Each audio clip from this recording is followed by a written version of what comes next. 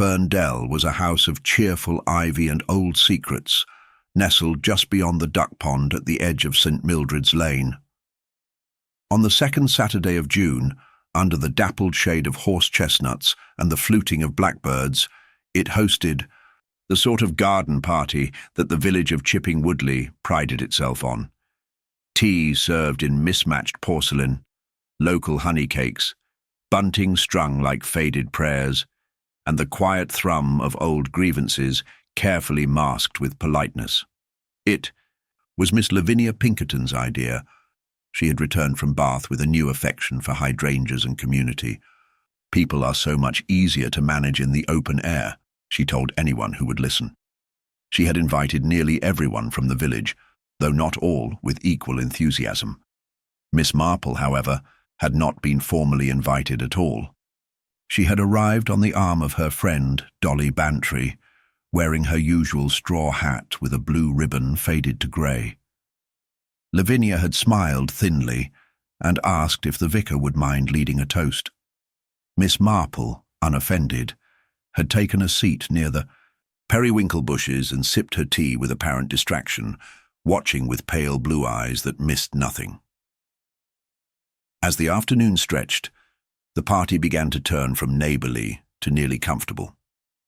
Little Clara Eames, daughter of the new doctor, tried to balance a scone on her head to make her younger brother laugh. The vicar's wife, stern-faced and fragrant with lavender, scolded a retriever for licking the jam pot. And Colonel Bagshot, retired from India and still suspicious of everyone under 60, barked a joke about the Polish grocer and guffawed alone. It might have been perfectly ordinary had it not been for the photograph. Miss Pinkerton's great-niece Daphne, flaxen-haired, modern and ever so fond of her new camera, was snapping away at everyone, including those who politely declined. She was assembling what she called a village chronicle, which, to Lavinia's horror, included candid shots, and even one or two in which Miss Pinkerton's waist looked unflatteringly adventurous. Still, it passed the time and gave Daphne an air of purpose. Late in the afternoon, with the tea things cleared and the bunting beginning to sag, Daphne rushed out of the house waving a glossy print. "Look at this one," she chirped. "It developed oddly fast. I used the new express ink. Isn't it wonderful?" Several villagers leaned in to see. The photograph showed a clutch of guests near the sundial, Colonel Bagshot scowling, Mrs. Delaford clutching her pearls, Reverend Linton mid-blink, and, just between them, as clear as the silver sky, Mr. Giles Broom smiling directly at the camera, which was in itself remarkable, because Mr. Broom had been found dead in his greenhouse that morning. There was silence, the kind of silence that feels like a curtain, being drawn across a sunny window. It was the vicar's wife who broke it, in a brittle, carefully measured tone. "Daphne, dear, are you quite sure when you took that photograph?" Daphne blinked. "Well, just before tea, I think. Yes, 3:45. "Why?" It was Miss Marple who rose slowly then, brushing crumbs from her skirt. "Oh, how curious," she said, more to herself than anyone else. "Because I was just thinking, I'm nearly certain Giles Broom wasn't at the party at all."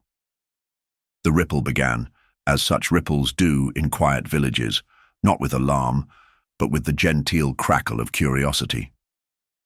Miss Marple, ever modest, had not meant to cause a scene when she questioned Giles Broom's presence in the photograph, yet her words, softly spoken and seemingly offhand, hovered over the lawn like a scent no one could place. Daphne blinked, uncertain. "But I took it just before tea," she repeated, though her tone now held a tremble, the first wobble in youthful certainty. "He was standing by the sundial. He must have come in just for a moment. Maybe I didn't notice when he left again." "He certainly didn't greet me," said Colonel Bagshot, puffing out his cheeks. "And he always did. Dashed civil fellow for all his oddities." Mrs. Delaford cleared her throat and lowered her voice, though not enough to avoid being overheard. "He was found this morning, wasn't he? In the greenhouse. Dead by lunchtime. Heart attack, they said, though I never trust things that happen in greenhouses, too warm for sense." It wasn't a heart attack, murmured Dolly Bantry. She looked directly at Miss Marple, who merely sipped her tea. The police are saying it might have been poison. Something in his lemonade, perhaps. Miss Pinkerton, stiff as the cutlery in her sideboard, rose from her chair with a forced smile. "Well, I'm quite certain we're all confusing matters," she said in a tone that brooked no contradiction. "Daphne, darling, perhaps you've misdated the photograph. Giles might have been at the last party. Yes, you took pictures then too, didn't you?" "No," Daphne said, now pale. "The new ink only arrived this morning. I hadn't used it before." "Well," Miss Pinkerton said briskly, "memory is a peculiar thing. I dare say the inspector will sort it all out." And with that she signalled her gardener, who had been discreetly serving lemonade under a temporary promotion, to begin dismantling the tables. But the murmur had begun in earnest now. The villagers, while maintaining their politeness, drew closer in knots of twos and threes, eyebrows raised, mouths pursed. What had begun as a midsummer indulgence now edged into something darker. Miss Marple had not moved from her place beneath the periwinkle. Her cup, though long emptied, remained in her lap. Her expression was the same she wore when she considered the symmetry of embroidered edging, curious, intent, but never so direct as to be impolite. She watched Daphne hold the photograph now as though it might bite. A small crowd had formed around her. The vicar, who had no training in anything more violent than a bruised hymn book, tried to examine the picture with scholarly interest, but his hands shook slightly. "It's clear," he murmured. "Clear as anything. That's Giles' broom, no doubt." "And smiling," Mrs. Delaford added, with a note of something like distaste. "Which is odd. He wasn't the smiling type." "Oh, but he was," Daphne said, defensive now, hugging the photograph. "When you caught him off guard, he had this crooked smile, like something from an old newsreel. I rather liked it." Miss Marple's gaze drifted across the lawn to where the sundial stood. It cast a long shadow now as the afternoon light angled toward evening. She made a small mental note, not about the sundial itself, but about its angle and where the light would have fallen an hour earlier. "Dolly," she said softly, "did you speak to Giles recently?" Lady Bantry's brow furrowed. "Only briefly. At the greengrocer's on Wednesday. He was in his usual mood, taciturn, said the aubergines looked foreign, but otherwise nothing unusual." "Why?" "I wonder," Miss Marple murmured. "How long it takes for a man to stop being missed." Dolly blinked. "You think he died before today?" "It's just a question," Miss Marple said, eyes still on the sundial. "Only a question." At that moment, a rustle of authority stirred the air as Inspector Cray arrived, looking both too young for his overcoat and too tired for his boots. He had that weary air of a man who had expected a straightforward case and was now being asked about ink and photographs. "I was told there was a new development," he said, glancing around the garden. "Something about a photo." Miss Pinkerton waved him over with urgency, ushering him to Daphne. He examined the image, took it gingerly, as though it might crumble, and turned it sideways, then back. "You're certain this was taken today?" Daphne nodded. "Just before tea. Around 4. I remember because I was trying to catch the light through the trees. It's best just before the sun drops past the roofline."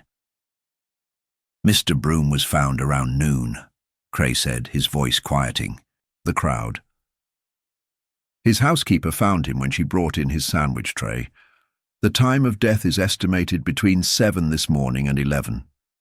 There was no evidence he left his property." A new silence descended, deeper this time. Suspicion was no longer gossip. It had shifted into something weightier.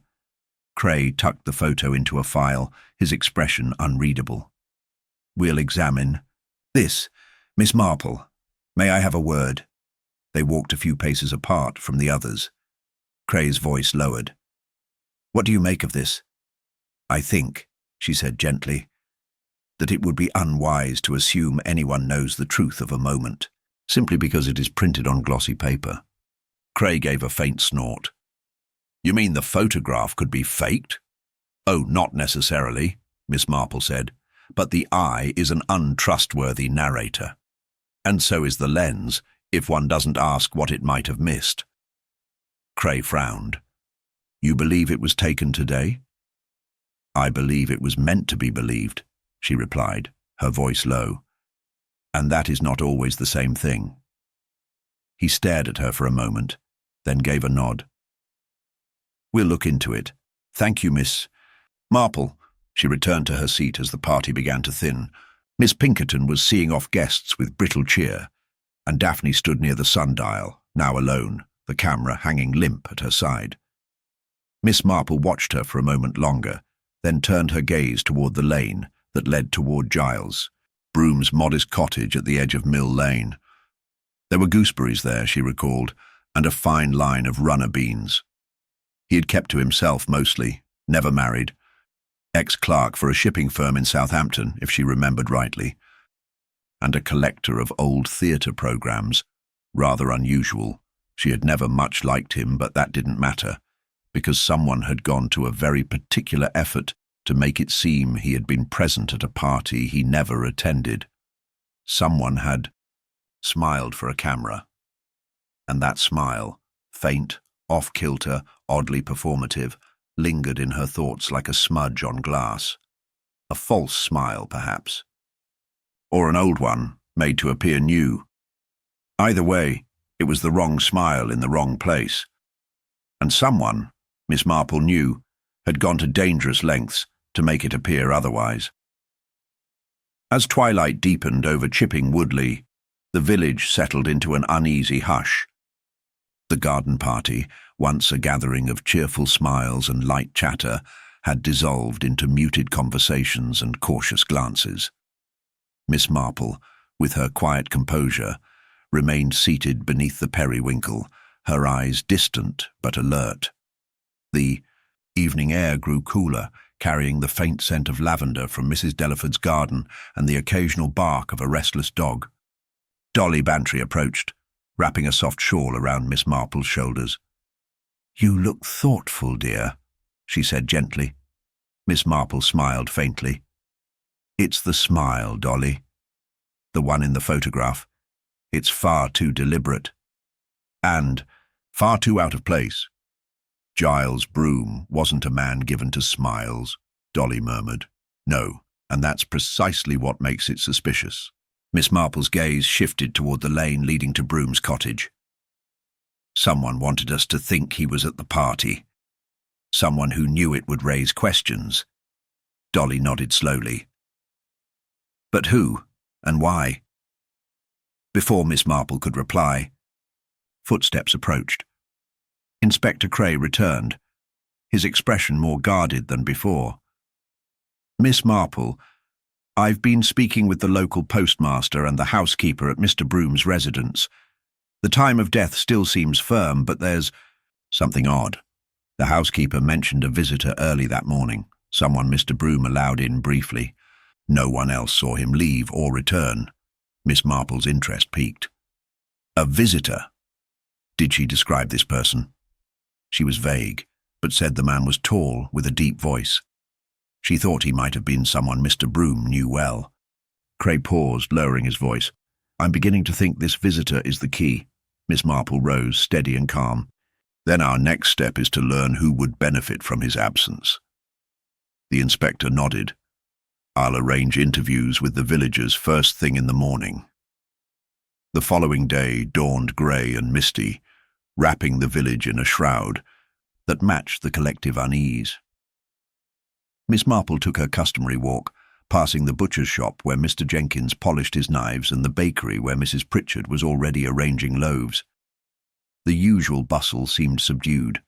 At the Chuffray post office, Miss Marple found the postmaster, Mr. Hargreaves, a nervous man with twitchy hands. "Good morning, Mr. Hargreaves. I hear you mentioned a visitor at Mr. Broom's yesterday." "Yes, Miss Marple, the housekeeper told me. Said it was unusual because Mr. Broom was a private man, hardly ever letting anyone in." He wrung his hands. "She said the man left in a hurry." but didn't say much else. "Did the housekeeper mention any names?" Miss Marple asked. "Not directly, but she did say something about a gentleman who had recently returned to the village, Mr. Alan Pritchard. He's been staying with relatives, but she thought he might have known Mr. Broom before." Miss Marple thanked him and made her way toward the Pritchard estate. Alan Pritchard had been away for years, working in London, but rumours had swirled that his return was less about visiting family and more about settling old scores. At the Pritchard house, Miss Marple found Alan in the garden, trimming a rosebush with precise, almost surgical care. He looked up as she approached, a practiced smile curling his lips. "Miss Marple," he greeted, wiping sweat from his brow. "To what do I owe the pleasure?" "I'm here about Giles Broom," she said gently. "I understand you might have known him." Alan's smile faltered for just a moment. "We crossed paths years ago at the theatre and later in business, but I wouldn't say we were close." Miss Marple's eyes softened but remained steady. "Some say you returned recently, perhaps the same morning Giles Broom died." "I arrived last Wednesday," Alan admitted. "I was in London for a long time, but yes, I came back to Chipping Woodley for good." "Did you see Mr. Broom after your return?" "Only once, briefly, on Thursday morning." His gaze sharpened. He was distant, more interested in his plants than anything else. "I came to settle some old debts." Miss Marple nodded. "Old debts often come with old grievances." Alan shrugged. "That's life, isn't it?" Their conversation was interrupted by the arrival of Inspector Cray, who had been quietly observing nearby.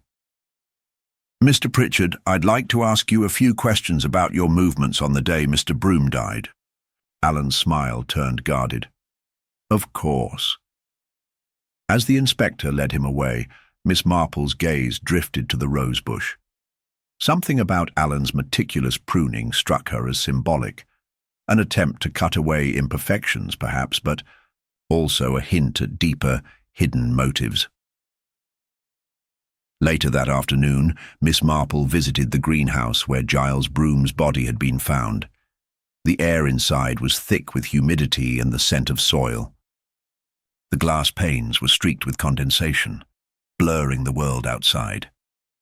She ran her fingers along a cracked terracotta pot and noticed a small smear of dark soil on the floor. Kneeling, she examined it closely. It was mixed with a faint powder, almost imperceptible but unmistakably present. "Poison," she murmured to herself. The housekeeper, Mrs. Weller, had returned to tidy up and joined her. "I'm afraid Mr. Broom had enemies," she said quietly. "Not many, but a few.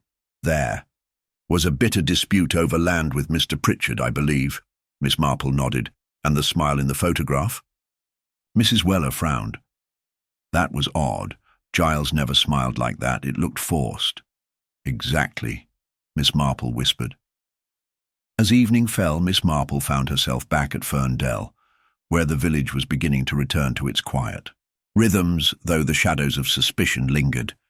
She sat by the window, contemplating the tangled web of old debts, forced smiles and secret visits. The smile in the photograph was a mask, a deception crafted carefully to mislead. But who had placed it there, and why? Miss Marple knew the answers were hidden in the village's quiet corners, in the whispered resentments and the subtle shifts in behaviour.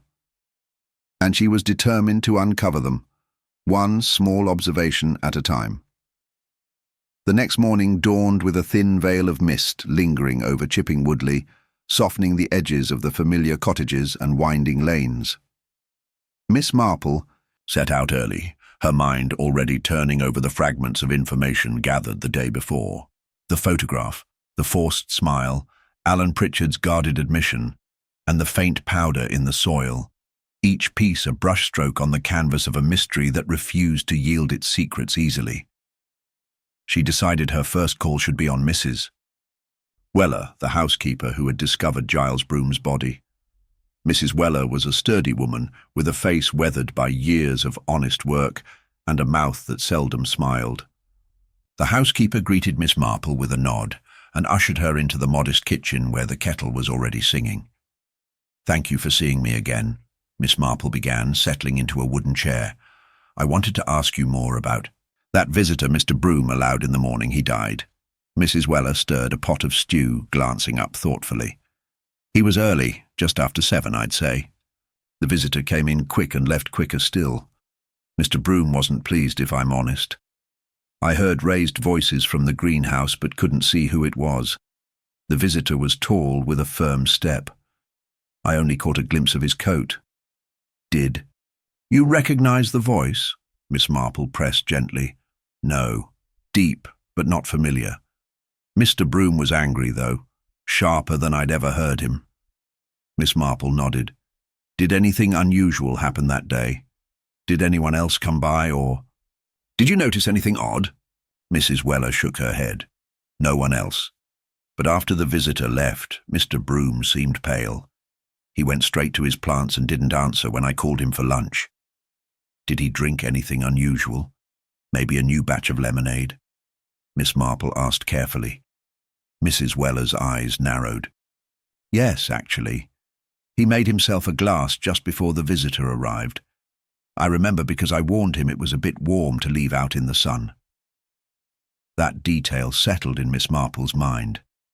A glass of lemonade left warm, a visitor arriving, a brief quarrel, and then death. Miss Marple thanked Mrs. Weller and stepped back into the misty morning, her thoughts weaving. She knew her next visit would be to the village shop where Mr. Giles Broom had often stopped for small errands, and perhaps where more fragments of the puzzle might be gathered. The shop was a small, cluttered affair, stacked with tins and jars, and smelling faintly of dried herbs and polished wood. Mrs. Pritchard, Alan's mother and the village's unofficial gossip, was behind the counter, counting coins with a practiced hand. "Good morning, Mrs. Pritchard," Miss Marple greeted, with a smile. "I'm following up on a few things about Mr. Broom." Mrs. Pritchard looked up, her expression guarded. "I don't know much, Miss Marple. Giles kept to himself mostly." "Oh, but did you notice anything unusual in the days before his death? Anyone who might have seemed out of place?" Mrs. Pritchard hesitated, then leaned in. "Well, Alan came home rather suddenly, as you know. They say it was because of some old business with Giles. There was talk, quiet, but there." "Business?" Miss Marple prompted. "Land disputes, debts unpaid." Bitter words exchanged between the two men. Alan was never one for subtlety. Miss Marple's eyes narrowed slightly. "And did Alan seem upset when he came back?" Mrs. Pritchard shrugged. "Hard to say. He's always been reserved, but yes, there was tension." Just then a young boy burst through the door, breathless and excited. "Mrs. Pritchard, have you seen the new photographs? There's one of Giles smiling, like he's hiding something." The shopkeeper frowned, but quickly regained composure. "Ah, the photographs. Yes, Daphne's been busy with her new camera." Miss Marple nodded. "I was hoping to speak with—" "Daphne again." Mrs. Pritchard pointed to the village green. "You'll find her by the sundial, I expect, always with that camera." Thanking her, Miss Marple made her way across the village green, where Daphne was indeed seated, reviewing her collection of photographs, with a mix of pride and nervousness. She looked up as Miss Marple approached. "Miss Marple, I was just thinking about the photograph. It's so strange.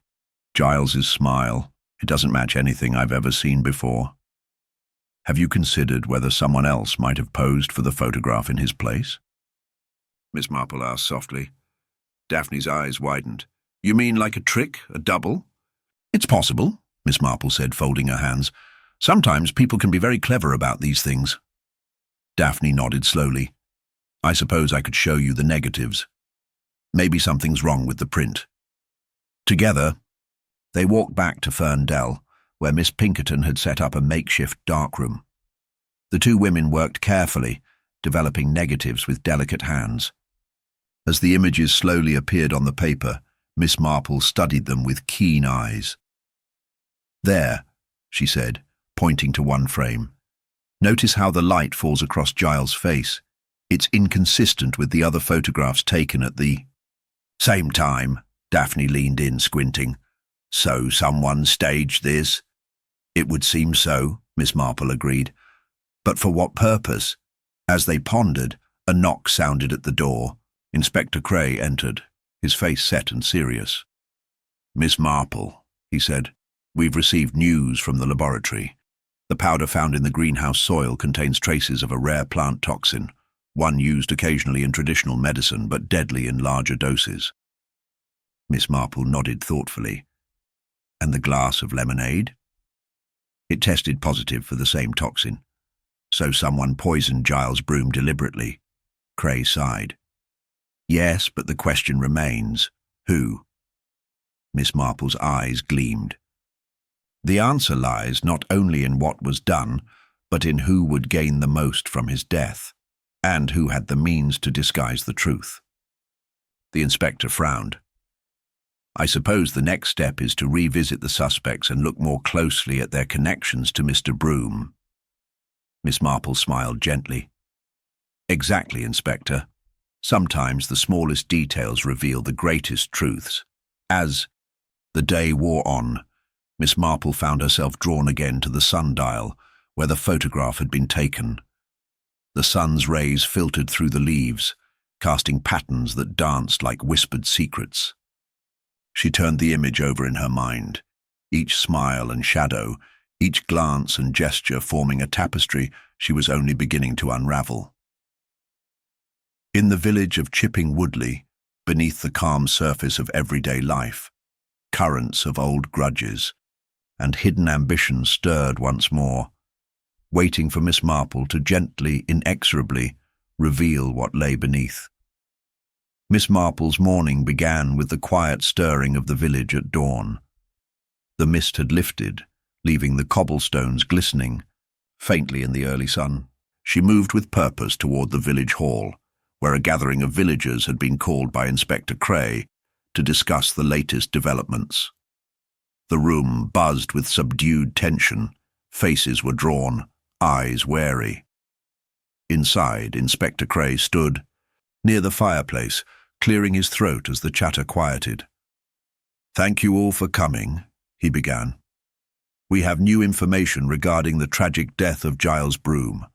Poison was the cause, and we have reason to believe the toxin was introduced during that morning at his greenhouse.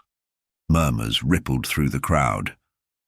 Miss Marple listened closely, her gaze scanning the faces, the stiff posture of Alan Pritchard, the restless hands of Mrs. Weller, the tight-lipped expression of Mrs. Pritchard, and the quiet presence of Daphne with her camera tucked beneath her arm. The inspector continued, We will be conducting more thorough interviews. I ask for your cooperation as we seek justice. As the villagers dispersed, Miss Marple found herself beside Alan Pritchard. Mr. Pritchard, she said softly, may I have a word? Alan nodded, his expression unreadable. Of course, Miss Marple. They stepped outside into the crisp air. I understand you returned to Chipping Woodley to resolve certain matters with Mr. Broom, she began. Would you care to elaborate? Alan sighed, a shadow crossing his features. It was about land, primarily. Giles held a parcel my family claimed should belong to us.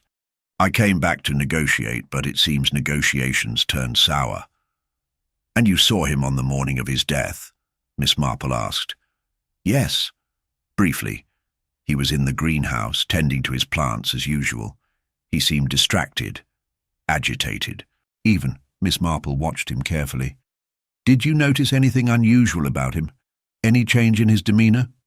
Alan hesitated, then admitted. He was pale.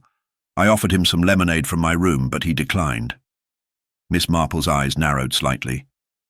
And did anyone else see you that morning? Can anyone verify your movements? Alan's jaw tightened. I was alone until late afternoon. I suppose no one can confirm that. The absence of an alibi was a faint shadow in Alan's favor, but Miss Marple sensed there was more beneath his reticence.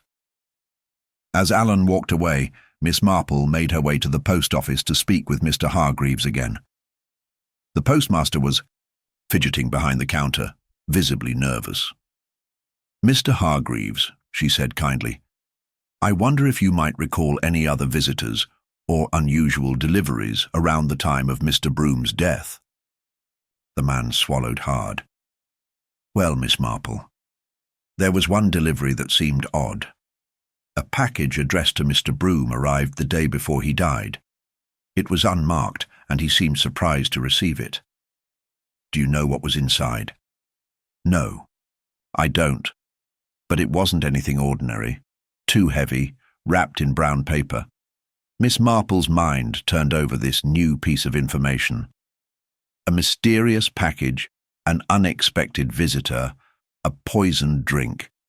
All threads weaving a complex web. Later that afternoon, she arranged to visit the Broom estate once more. The housekeeper, Mrs. Weller, was tidying the sitting room when Miss Marple arrived. "Mrs. Weller, about that package. Did Mr. Broom mention anything unusual when it arrived?" Mrs. Weller paused, folding a cloth. "He was uneasy, Miss Marple. Said he wasn't expecting anything. He put it aside without opening it immediately." "And did anyone else handle the package?" "No, I believe only Mr. Broom touched it." Miss Marple's eyes wandered to the mantelpiece where the infamous photograph rested in an ornate frame. She noted again the odd smile, the forced cheerfulness that seemed a mask. "Mrs. Weller, can you tell me about Mr. Broom's relationships with the villagers? Anyone you felt held a grudge against him?" The housekeeper sighed. "There were a few. Mr. Pritchard, as you know, but also Mr. Jenkins, the butcher. They had a falling out over some grazing rights." "Mr. Jenkins?" Miss Marple raised an eyebrow. "Yes, Giles accused him of encroaching on his land with his livestock. It caused quite a fuss. Intrigued, Miss Marple decided to pay a visit to the butcher's shop. Mr. Jenkins was a broad-shouldered man with ruddy cheeks and a wary gaze. When she mentioned Giles Broom, his expression hardened. "It was a disagreement, yes," he admitted. "But I'd never harm a man, not even Giles." Miss Marple studied him carefully. "Yet you admit to a quarrel?" "Aye. Business can be troublesome in a village this size, but there's a line, Miss Marple. I didn't cross it." "And where were you on the morning of Mr. Broom's death?" "I was here preparing the shop. Mrs. Jenkins can vouch for me." Miss Marple made a mental note to speak with Mrs. Jenkins later. The afternoon shadows grew long as Miss Marple returned to Ferndale. She sat quietly, reflecting on the day's discoveries. The mystery deepened with every conversation. Old grievances, secret visits, an unexplained package, all pieces fitting into a puzzling pattern. Her thoughts drifted to Daphne and the photograph. The deliberate smile, the inconsistencies in lighting, it all pointed to deception. Someone had carefully constructed an illusion to mislead. Miss Marple resolved to pay another visit to Daphne, hoping the young woman's observations might shed further light. At the sundial once more, Daphne greeted her with a mix of anticipation and uncertainty. "I've been thinking about the photograph," Daphne confessed. "And about that package. I heard some villagers whispering that Mr. Broom had enemies beyond our little community." Miss Marple nodded. "Enmity often hides in plain sight. People can mask their true feelings well." Daphne hesitated, then said, "There's also the matter of the gardener, Mr. Phillips. He left suddenly after Mr. Broom's death. Some say he knew more than he let on." Miss Marple's eyes sparkled.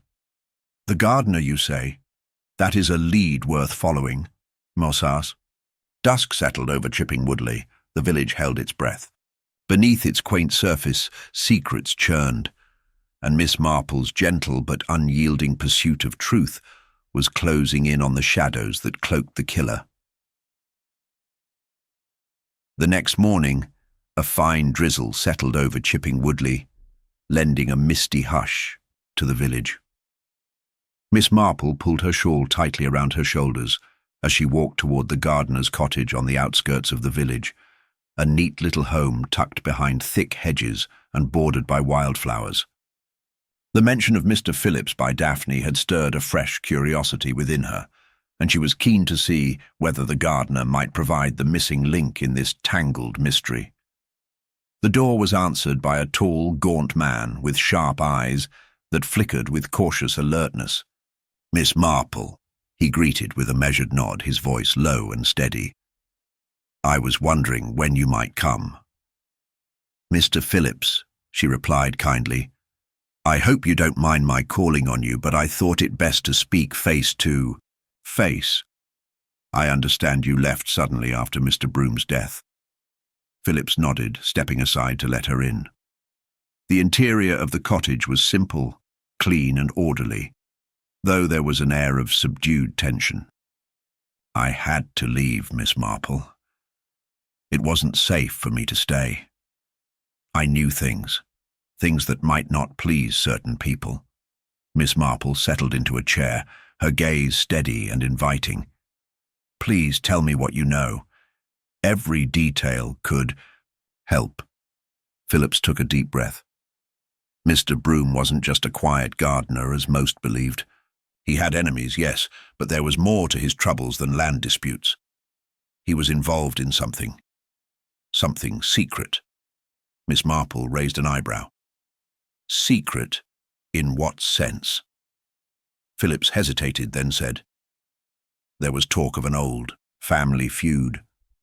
Mr. Broom's ancestors had fallen out with some prominent families, and some of that bitterness had trickled down to him. He received threats, anonymous notes slipped under his door." "Did you see any of these notes?" Miss Marple asked gently. "I did," Phillips replied, pulling a worn envelope from a small drawer. The handwriting was elegant but sinister. Miss Marple took the note and studied it carefully. It was a veiled warning, urging Giles Broom to cease meddling in certain affairs or face consequences. "Do you know who might have sent this?" she asked. Phillips shook his head. "No. Mr. Broom never said, but I overheard a heated argument between him and someone at the village inn a few weeks ago. I couldn't hear the name, but it sounded serious." Miss Marple's mind raced, piecing together the fragments. An unknown adversary, secret threats, a forced smile in the photograph. Each detail suggested a carefully concealed motive. "Why? Did you leave so abruptly?" she inquired. Phillips glanced toward the window, avoiding her gaze. "After Mr. Broom died, I feared I would be blamed. Some villagers were quick to point fingers, and I didn't want to be caught in the crossfire." Miss Marple smiled reassuringly. "You've done the right thing by coming forward now. It's important to speak openly." As she prepared to leave, Phillips called after her. "Miss Marple, there's one more thing. The package. Mr. Broom seemed deeply troubled by it. I saw him examining it the night before he died." This revelation added weight to the mystery. Miss Marple thanked Phillips and stepped back into the damp air, her thoughts swirling. The package, the threats, and the sudden illness were all threads woven tightly around Giles Broom's final days. Her next stop was the village inn, a cosy timbered establishment where gossip and news flowed as freely as the ale. She found the innkeeper, Mrs. Clark, wiping down the bar. When Miss Marple mentioned the argument Phillips had overheard, the innkeeper nodded knowingly. "Yes, there was a quarrel, all right. Heard it myself. It was between Mr. Broom and Mr. Lawrence, the new owner of the estate nearby. They argued about property boundaries and old grievances." "Mr. Lawrence?" Miss Marple repeated. "I don't believe I've met him. Just moved in a few months ago," Mrs. Clark said. "Quiet fellow, keeps to himself mostly, but—" That day, tempers flared. Miss Marple thanked her and decided to pay Mr. Lawrence a visit. His estate was imposing, surrounded by wrought-iron gates and manicured gardens that contrasted sharply with Broom's rustic greenhouse. Mr. Lawrence was a tall man with an aristocratic air and sharp, assessing eyes. When Miss Marple introduced herself, he greeted her politely, but with a hint of reserve. "Miss Marple, I've heard about this dreadful business," he said, motioning to a set of comfortable chairs in the library. "I assure you, I had no quarrel with Mr. Broom beyond the property disputes. Yet, you did argue loudly at the inn." Miss Marple pressed gently. Mr. Lawrence sighed. "It's true. I felt frustrated. Giles was stubborn and set in his ways, but I would never harm a man. Property can be negotiated. Life cannot." Miss Marple noted the conviction in his voice, but sensed a guardedness beneath it. "Did you know about the package Mr. Broom received?" Lawrence's eyes flickered briefly. "No, I did not." "Strange, isn't it, how small things can unsettle a man?" Miss Marple smiled faintly. "Indeed. And what of your whereabouts on the morning of his death?" "I was at the estate overseeing some repairs. Several staff can confirm." Satisfied? For the moment, Miss Marple took her leave, her mind busy with possibilities. Back in the village, the rain had ceased, leaving the streets damp and fragrant. Miss Marple returned to Ferndale, where Daphne awaited eagerly. "I spoke with Mr. Phillips and Mr. Lawrence," Miss Marple said, settling into her chair. "There's more at play here than mere village quarrels." Daphne looked up from her camera. "Do you think the photograph was staged to hide something deeper?" "Most certainly." The smile was a mask for deeper fears. As twilight deepened, Miss Marple's thoughts circled the web of relationships, grudges, and hidden threats. The evidence was subtle, almost invisible. Yet she knew the truth was close. She resolved to revisit the scene of the crime one final time, to see what new light the fading day might cast upon the greenhouse and the photograph that had set her on this path. Under the fading glow of the setting sun, the village held its breath, the secrets it harbored ready to emerge from the shadows, guided gently by Miss Marple's ever-watchful eyes. As dusk deepened into night, the village of Chipping Woodley settled into its quiet rhythms. But Miss Marple found sleep elusive. She sat by the window of Ferndale, the dim lamplight casting soft shadows across her thoughtful face. The day's discoveries had stirred more questions than answers, and the photograph, the false smile caught on film, kept returning to her mind like a whisper she couldn't quite catch. The following morning dawned grey and overcast, a fitting backdrop for the subtle unease hanging over the village. Miss Marple, with a firm resolve, decided it was time to revisit the greenhouse.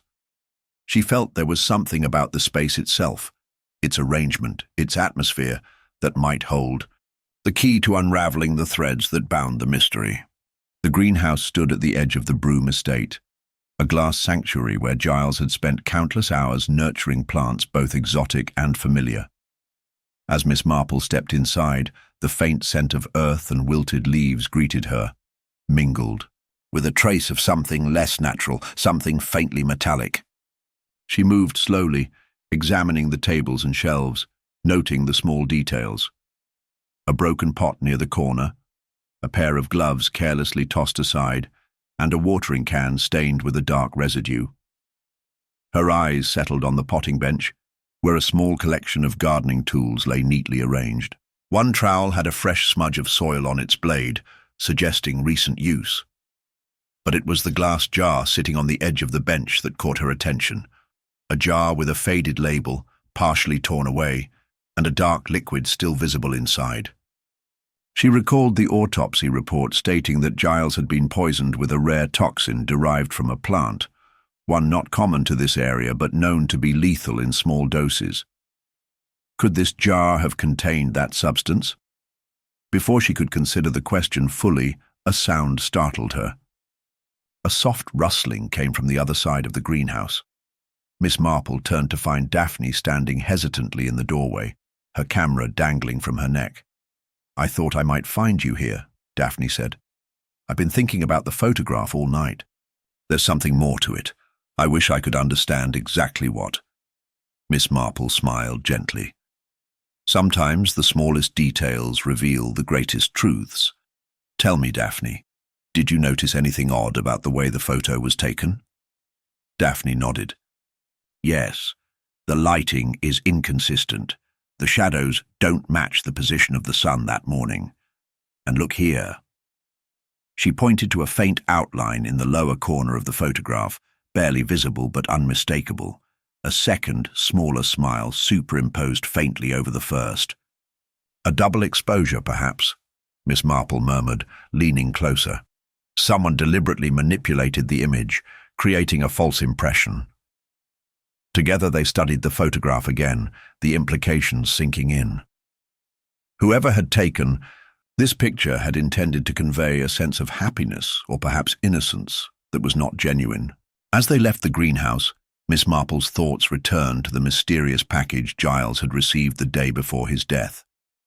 The torn label on the jar hinted at an object shipped with care, perhaps the very package itself. Later that afternoon, Miss Marple arranged to meet Inspector Cray at the village police station. She shared her observations about the jar and the photograph, emphasizing the significance of the double exposure and the evidence of poisoning. Inspector Cray frowned thoughtfully.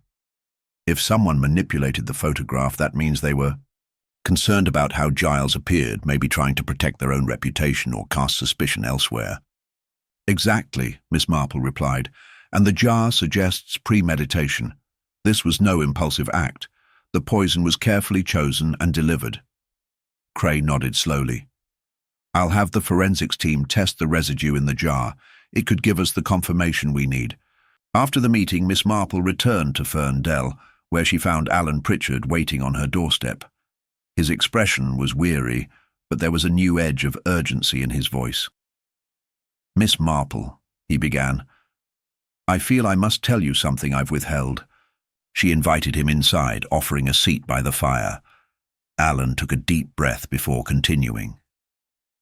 The day before Giles died, I found him arguing with someone in the village square.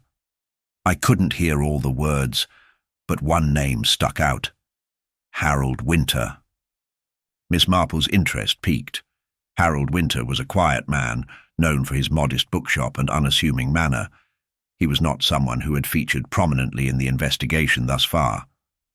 Why would Giles be arguing with Mr. Winter? Miss Marple inquired.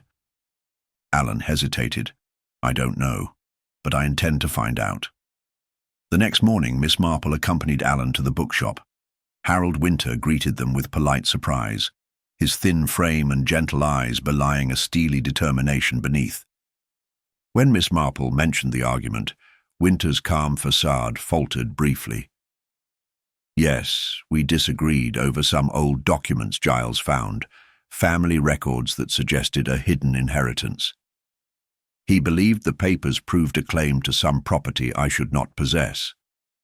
And what is your response to that claim? Miss Marple asked softly.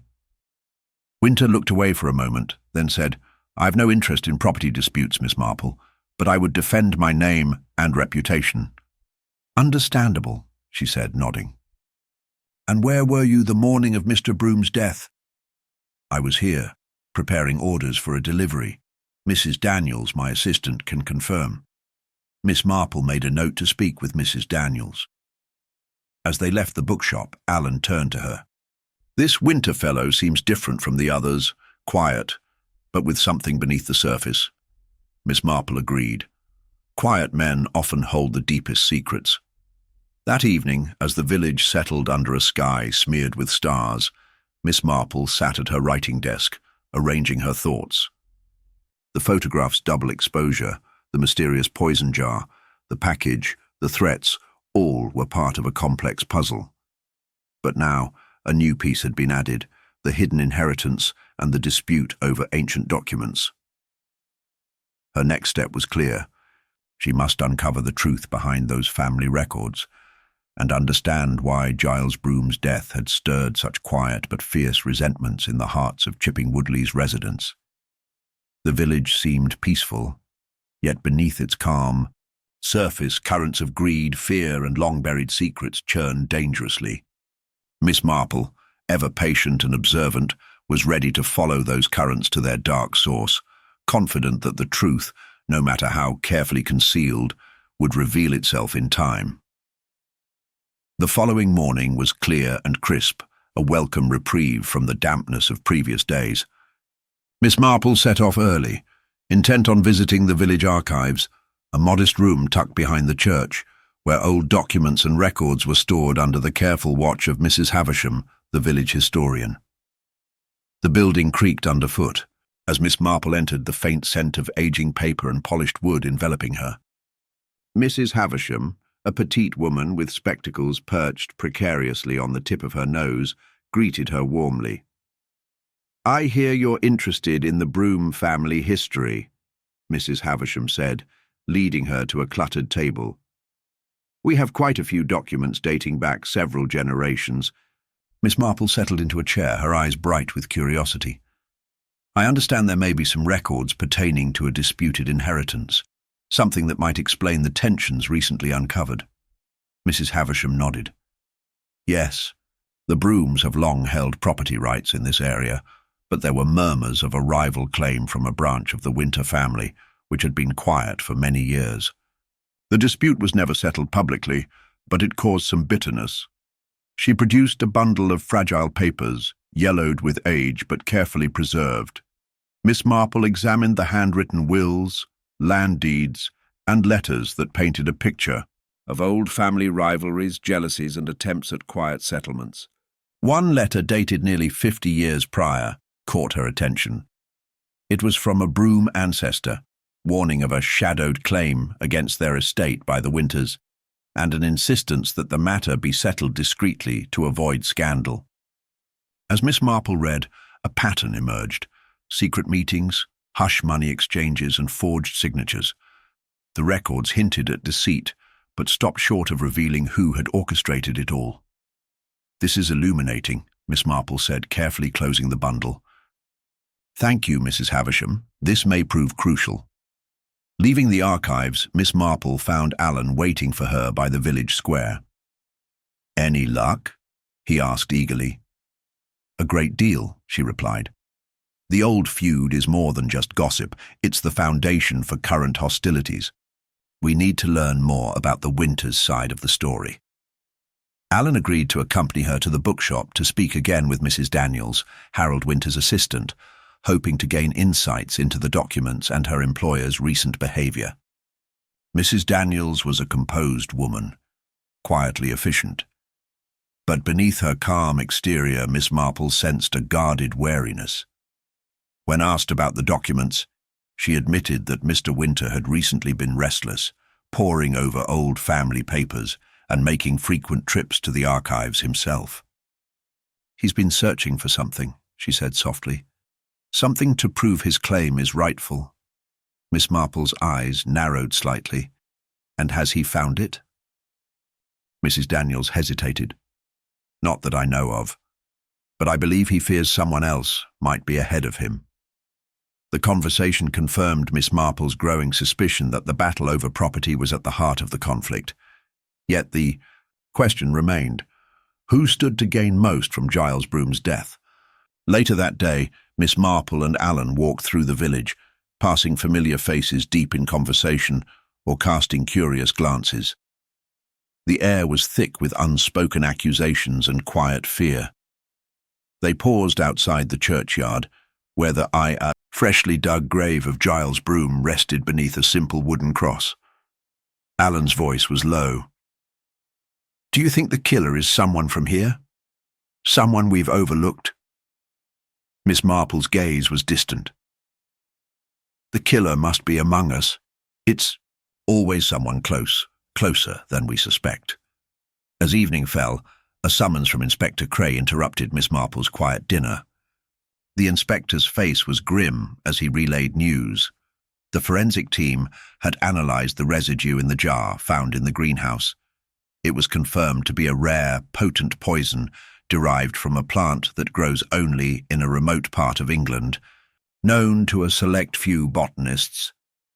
"What's more," Cray added, "they found traces of the same poison on a letter recently sent to Mr. Broom. It appears the package was not merely a gift, but a threat." Miss Marple's eyes gleamed with quiet satisfaction. This ties together the threats, the package, and the murder method. Inspector Cray looked thoughtful. Yes, but it also means the killer had detailed knowledge, either of botany or access to someone who did. Or both, Miss Marple murmured. The conversation turned to the package's sender. Cray had traced it to an anonymous postmark, but the handwriting on the note had peculiar flourishes. A clue, perhaps, to the identity of the writer. Miss Marple's mind turned to the villagers, to the subtle signs she had noticed in their behaviour. The nervous twitch of Mr. Lawrence when questioned, the quiet defiance of Harold Winter, and the fear concealed by Phillips the gardener. Has anyone noticed if anyone here has a particular interest or knowledge in rare plants? She asked. Cray nodded. Mrs. Penrose, the local herbalist. She's been known to experiment with unusual herbs and remedies. Miss Marple smiled thinly. A visit to Mrs. Penrose's cottage may be enlightening. The herbalist's home was a quaint, ivy-covered cottage bursting with the scent of herbs and dried flowers. Mrs. Penrose, a woman in her late 60s with keen eyes and a quick smile, welcomed them warmly. When Miss Marple mentioned the poison, Mrs. Penrose's expression darkened slightly. Yes, I'm familiar with that plant. It's quite rare and deadly. I grow several unusual species, but I would never use them to harm. Do you know who might have access to such poisons besides yourself? Miss Marple inquired gently. Mrs. Penrose thought for a moment. Only a few people. My assistant, a young man named Peter Collins, and sometimes Mr. Broom, who was curious about rare plants. Miss Marple's mind clicked. Peter Collins was a recent hire at the Broom estate, a quiet youth whose presence had gone largely unnoticed. May I meet this Peter Collins? Miss Marple asked. Mrs. Penrose nodded. He's usually here in the mornings. As they prepared to leave, Mrs. Penrose added, Be cautious, Miss Marple. Not everyone here is as they seem. Outside, the fading light cast long shadows over the village streets. The pieces of the puzzle were converging, yet the picture remained incomplete.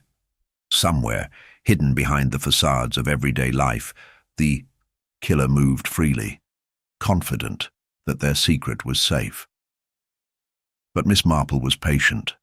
She knew that the truth, like a delicate flower, would bloom in its own time, revealing the darkest of motives concealed beneath the brightest of smiles. Throughout, morning air carried a faint chill as Miss Marple and Inspector Cray made their way toward Mrs. Penrose's cottage once more. Though the sun had begun its slow ascent over the rolling hills of Chipping Woodley, a sense of urgency tugged at their steps. The revelations from the previous evening had sharpened the focus of the investigation, and now, with Peter Collins newly in sight, the delicate web of village secrets seemed poised to unravel. Mrs. Penrose greeted them at the door, her expression guarded but polite. Peter is in the greenhouse, she said. He has been tending to the plants since dawn.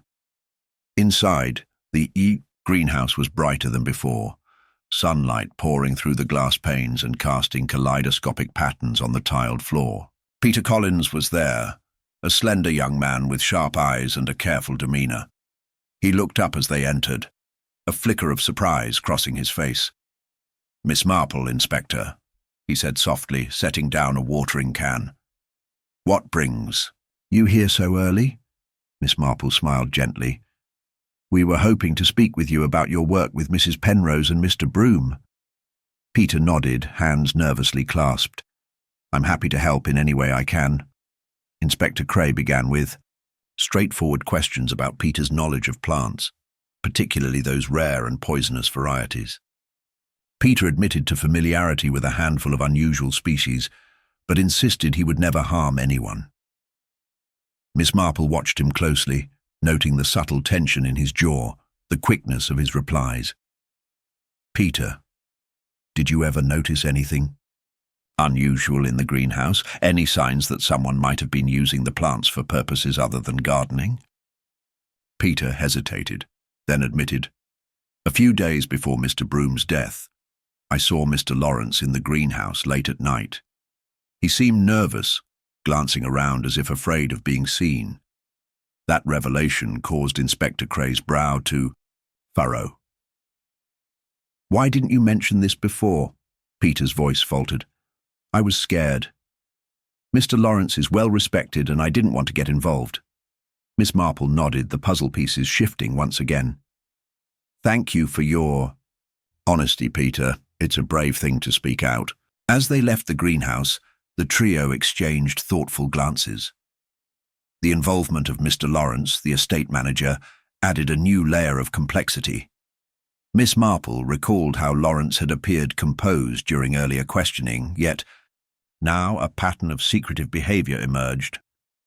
Back at Ferndale, Miss Marple invited Alan Pritchard and Daphne to discuss the developments.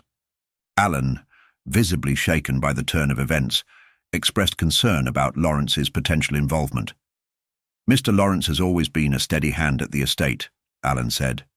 "But if what Peter says is true, he could have a motive we've overlooked." Daphne, camera forgotten for a moment, added, "And the photograph, the manipulated smile. Could Lawrence have had a hand in that? To disguise his guilt?" Miss Marple pondered aloud. "It is possible. The photograph was meant to convey an image of harmony and happiness. If someone wanted to hide discord, altering the image would serve that purpose." Later that evening, Miss Marple and Inspector Cray arranged to question Lawrence again, this time more pointedly. The estate manager received them with a polite but wary demeanour. "Mr. Lawrence," Miss Marple began gently, "we have reason to believe you were in the greenhouse the night before Mr. Broom's death. Can you explain why?" Lawrence's composure faltered, eyes flickering with unease. I was checking on the plants. Giles was concerned about some of the species dying, and I wanted to make sure everything was in order." Inspector Cray's gaze was steady. "Is there any reason you did this alone at such a late hour?" Lawrence swallowed hard. "No, but I wanted to avoid disturbing anyone." Miss Marple leaned forward slightly. "Mr. Lawrence, you must understand that your silence has made you a person of interest. If you know something that can aid this investigation, it is better to share it now." For a moment, Lawrence seemed to weigh his options, then sighed. "Very well. Giles and I argued about money, some financial mismanagement on my part. He threatened to report me, which would ruin me." Miss Marple nodded thoughtfully. "And did this argument happen on the same day you were seen in the greenhouse?" "Yes," Lawrence admitted. "I was desperate and afraid." Inspector Cray's voice was firm. "Did you have access to the poison used to kill Mr. Broom?" Lawrence shook his head vehemently. "No. I may have made mistakes, but murder is not one of them." Despite his protestations, the confession deepened the mystery. If Lawrence had motive but denied the means, who else might have the knowledge and opportunity? That night, Miss Marple sat quietly in her parlour, the glow of the fireplace reflecting in her thoughtful eyes. She reviewed the evidence, the manipulated photograph, the poison jar, the inheritance dispute, and the tangled relationships between the villagers. Her mind returned again to the photograph's second faint smile, a subtle but telling sign of duplicity. Someone had taken great pains to hide the truth, yet they underestimated how perceptive others could be. The next day brought unexpected news. Mrs. Daniels arrived at Ferndale in a flurry of concern. "Miss Marple, you must come quickly. There's been another incident at the bookshop." Together they hurried to Harold Winter's shop, where a small crowd had gathered. Winter himself looked pale and shaken. On the floor lay a broken vase, shards scattered amid overturned papers. More alarming was the absence of a small worn leather-bound book that Winter had often consulted, the very book Miss Marple suspected might contain secrets relating to the inheritance dispute. "I don't know who did this," Winter said, voice trembling. "But someone is trying to intimidate me." Miss Marple studied the scene carefully. The broken vase was of modest value, but the theft of the book suggested a calculated message, warning perhaps, or a desperate attempt to conceal evidence, as the villagers whispered among themselves. Miss Marple felt the tightening of the noose around the killer's carefully constructed facade. The stakes had risen, and the killer's boldness was growing. She turned to Winter gently. "Tell me about this book. What does it contain?" Winter hesitated, then revealed that the book was a journal kept by his great-grandfather, detailing the family's claims and transactions, possibly containing the proof needed to settle the inheritance once and for all. "If this book falls into the wrong hands," Winter said grimly, "and the truth will never be known." Miss Marple's thoughts raced. The theft was a desperate move to bury the past, but it only served to bring the shadows into the light. That evening, as rain began to patter against the window panes of Fern Dell, Miss Marple prepared to confront the tangled web of deceit. With each revelation, the faces of the suspects became clearer in her mind, their fears, their hopes, and the fragile masks they wore. Somewhere in the village, the killer watched and waited, confident that the truth would remain hidden, but Miss Marple knew better. In time, the faintest smile, false and fleeting, would betray them at last. The morning sun filtered through the lace curtains of Fern Dell, casting delicate patterns on the polished wooden floor. Miss Marple sat at her writing desk, the events of recent days swirling in her mind like autumn leaves caught in a gentle breeze. The theft of the leather-bound journal, the sudden appearance of new clues, and the mounting tensions among the villagers had transformed the quiet peace of Chipping Woodley into a simmering cauldron of suspicion. As she sipped her tea, a knock at the door interrupted her thoughts. It was Daphne, looking slightly flushed from the brisk walk. "Miss Marple, I thought you might want to see this." Daphne held out the latest photographs from her developing tray. The portraits taken at the garden party, each capturing faces brimming with unspoken emotion. But one photograph in particular drew Miss Marple's attention. It was the group picture of the Brooms, with Giles at the centre, and beside him the familiar, subtle second smile, the one that had sparked so much speculation. "I've been studying this image," Daphne said, "and there's something odd about the way Mr. Winter is standing. His right hand appears slightly raised, but there's no indication of what he might be holding. I enhanced the image, but it's still unclear." Miss Marple leaned closer, squinting at the print. "An interesting observation, Daphne. That could be the smile in question, a distraction while his hand concealed something crucial." Daphne nodded. "But what? A weapon? Or perhaps the missing journal?" Miss Marple's eyes sparkled with quiet amusement. "We shall see. Soon enough." The day's agenda was clear: to meet once again with Harold Winter, the man whose elusive demeanour and guarded answers had become central to the investigation. Miss Marple had long suspected that Winter's stoic exterior masked a storm of secrets. Upon arriving at the bookshop, she found Winter arranging new volumes on a shelf, his movements precise yet tinged with nervous energy. "Mr. Winter," Miss Marple began gently, "I have a few questions that I hope you will answer candidly. The theft of the journal and your recent behaviour suggest a burden heavier than mere family disputes."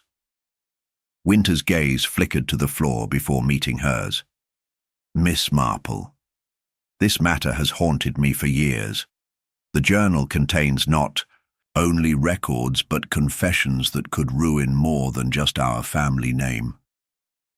And yet, you left the book unattended," Miss Marple said softly, "allowing it to be stolen." Winter sighed. "I was afraid. Afraid that if the truth came out, it would shatter the delicate balance in this village. But now I fear that fear itself has led us here." Miss Marple nodded thoughtfully. "Sometimes it is the fear of the truth that causes the greatest harm. Before she could press further, the bell above the door chimed, and a figure stepped inside. It was Peter Collins, the young assistant from Mrs. Penrose's greenhouse, looking anxious and unsettled. "Miss Marple, Inspector Cray would like to speak with you both," he said hurriedly. "There's been a development at the estate." The trio hurried to the Broom estate, where Inspector Cray awaited them near the main entrance. His face was grave. "We've found something in Giles Broom's private study," he announced. "A letter hidden behind a loose panel in his desk. It's addressed to someone unnamed, but the handwriting matches the threatening note sent with the poison." Miss Marple examined the letter carefully. The words were cryptic but chilling. "The past will catch up. The smile hides more than joy. Beware the one who smiles twice." Alan Pritchard arrived moments later, having been summoned by the inspector. He exchanged a tense glance with Miss Marple. "This letter," Alan said, "confirms that Giles knew he was in danger." "Yes," Miss Marple agreed. "But it also suggests the killer wanted to send a message, one that only certain eyes would understand." As the afternoon wore on, Miss Marple gathered the villagers in the drawing-room of Ferndale, a space large enough to hold them comfortably, but intimate enough to prevent distraction. The suspects were present: Harold Winter, Mr. Lawrence, Mrs. Daniels, Peter Collins, Alan Pritchard, Daphne, and even Mrs. Penrose, who had insisted on attending. Miss Marple spoke calmly, her voice carrying the quiet authority that commanded attention without alarm. "We have come to a critical moment." The smiles we see on faces, especially the one captured in that photograph, tell a story of deception. The second smile was never meant to be seen, much like the truth hidden behind layers of secrecy. She paused, letting the weight of her words settle. "Harold Winter, your family history and the stolen journal suggest a motive tied to inheritance and pride. Mr. Lawrence, your fear of exposure and your presence in the greenhouse link you closely to the scene. Peter Collins, you witnessed Mr. Lawrence's secretive visit but withheld your knowledge out of fear. Mrs. Daniels, your loyalty and quiet observation place you as a guardian of the truth. And Alan Pritchard, your connection to Giles Broom, through friendship and family, puts you in a complex position." All eyes turned toward Alan, who shifted uneasily. Miss Marple continued, "Yet, the most telling detail lies not in outward actions, but in the smallest of gestures, the smile that appears where it should not." She looked directly at Harold. "Winter. Mr. Winter, it was you who altered the photograph, wasn't it? To hide your knowledge of the poison and to create a false sense of unity." Winter's face paled, but he remained silent. Miss Marple's gaze softened, though her resolve was firm. "You had access to the rare poison through your botanical contacts. You feared the journal's revelations would strip away your claim, your reputation. So you chose to silence Giles Broom permanently." Winter's composure broke. "Yes, it was me, but I never meant for anyone else to get hurt. The second letter, the threats, it was meant to scare him, not kill him."